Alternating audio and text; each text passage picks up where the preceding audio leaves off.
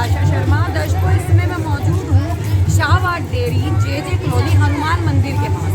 तो आज का हमारा सर्वे ये कहता है कि हम यहाँ की पब्लिक से जानने की कोशिश करेंगे कि यहाँ की पब्लिक जो है वो अभी कौन से नेता को चाहती है कि कौन यहाँ पे जीत के आए। तो हम जान लेते हैं, यहाँ पे बात कर लेते हैं। मेरे साथ में यहाँ पे जो है वो एक आंटी जी खड़ी है, हम उनसे बात कर लेते हैं। आंटी जी, किसको वोट देना चाहेंगे आप? बीजेपी को, राकेश गोयल जी को। क्यों देना चाहेंगे आप राकेश गोयल जी को? पहले भी आप राकेश गोयल जी को ही देना चाहते हैं जी। 28 तारीख को आप वोट किसे देना चाहेंगे? हाँ जी, मोदी जी को। क्यों देना चाहेंगे आप मोदी जी को वोट? सुख सुविधा मिलेगा।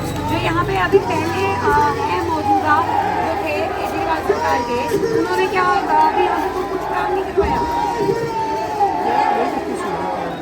अभी तक कुछ नहीं करवाया।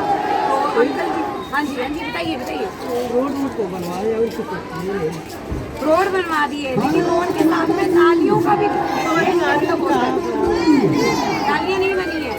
बक्कर जी का ये कहना है कि यहाँ पे काम तो करवाया है, रोड तो बनवाई है, लेकिन नालियाँ अभी तक नहीं बनवाई हैं। और इसी संदर्भ में हम आगे भी आपको दिखाएंगे कि क्योंकि आज बगल में राकेश गोयल जी की जो है यहाँ पे एक सभा है, जिसमें काफ़ी लोग जो है वो एकत्रित हुए हैं, काफ़ी युवा लोग यहाँ पे आए हैं। तो अगर हम उनसे भी बात करने चाहेंगे, क्योंकि वो कहीं ना कहीं यहाँ पे जो है वो राकेश गोयल जी को सपोर्ट करने के लिए आए हैं। और थोड़ी देर में यहाँ पे राकेश गोयल जी जो है, तो आप देख सकते हैं, मैं अपनी कैमरा पर्सन को बोलूँगी कि एक बार वो इस गली के हालात दिखाएँ। शाहबाद की डेयरी के अंदर जो है वो हालात कैसे हैं गलियों के, कि यहाँ पे हर जगह पे कूड़ा पड़ा हुआ है। यहाँ पे लोगों के चलने तक के लिए रास्ता नहीं है। नालियाँ इतनी गंदी हैं कि कोई भी आम इंसान यहाँ पे नहीं चल सकता, जबकि यहाँ पे रिहाइश है, लोगों के घर हैं, लोग इसी गंदगी में रह रहे हैं, इसी गंदगी में जी रहे हैं। अभी यहाँ पे कुछ लोग जो हैं वो हमारे साथ में हैं, खासकर कुछ युवा हमारे साथ में हैं। हम उनसे बात करेंगे यहाँ पे इन गलियों के हिसाब से। सर, क्या नाम है आपका? अंकेश जी, ये जो गली है इसके हालात ऐसे ही हैं? बहुत टाइम हो गया, कम से कम साल 2 साल हो गए। सारे कूड़े नालियाँ भर जाते हैं घुटने तक जी। तो यहाँ पे जो इस टाइम पे प्रेजेंटली जो है नगर निगम और जो विधायक है यहाँ के, वो क्या काम करवाते हैं? कुछ भी नहीं करवाते। कई बार जाके यहाँ पे सारे गली के लोग चले गए, बस बोलते हैं मैं तो डेयरी के उससे जीता ही नहीं, मैं बाहर के उससे जीता हूँ, तो मैं क्या करूँ जी। हमारे साथ में एक अंकल जी मौजूद हैं, हम उनसे जान लेते हैं। अंकल जी, आप यहीं पे रहते हैं? हाँ जी सर, यहीं रहते हैं। तो यहाँ पे क्या क्या कमियां हैं, क्या क्या आपको दिख रहा है यहाँ पे कि क्या क्या दिक्कत हो रही है? यहाँ तो कमियाँ बहुत है। नाली भरा हुआ है, कचरा भरा हुआ है जी। यहाँ ना सफाई है ना कुछ भी है जी, समझे, यही बात आपने है। अभी तक कहीं पे कोई कंप्लेंट करी है? कंप्लेन करने से भी कोई खुनसा, अभी 2 महीना से 3 महीने से हड़ताल थी यहाँ पे, कोई कचरा उठाने वाला नहीं, कोई आने वाला नहीं। अब ये 10 दिन से काम शुरू करवाया है जी।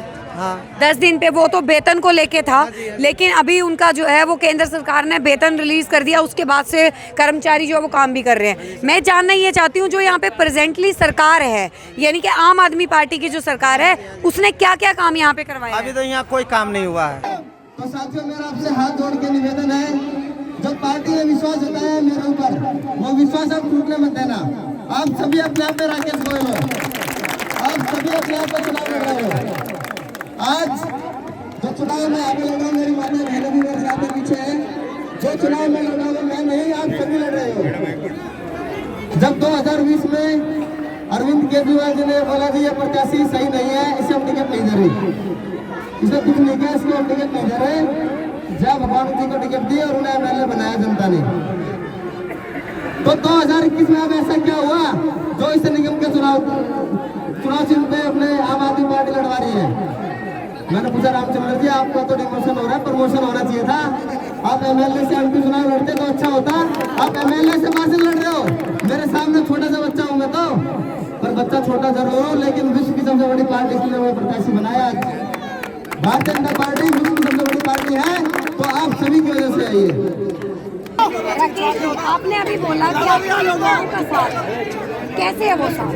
युवाओं के साथ बहन जी देखिए ना कितना युवा साथी है मेरे जी।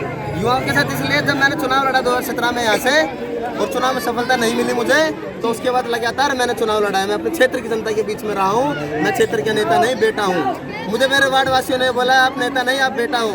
और जब भी इनको मेरी जरूरत पड़ती है 24 घंटे मैं, मेरी टीम इनके लिए हमेशा सदैव तैयार रहते हैं। जी, बेटा अगर जीत के आता है यहाँ से तो बेटा क्या काम करेगा सबसे पहले? अगर बेटा जीत के आता है तो जो हमारे यहाँ नालियाँ भरी हुई है, जो हमारे यहाँ पानी नहीं आता है, जो सीवर की समस्या है, जो हमारे सांसद जी ने भी कही है, उनका समाधान तुरंत हो गया और जल्द से जल्द हो गया समाधान।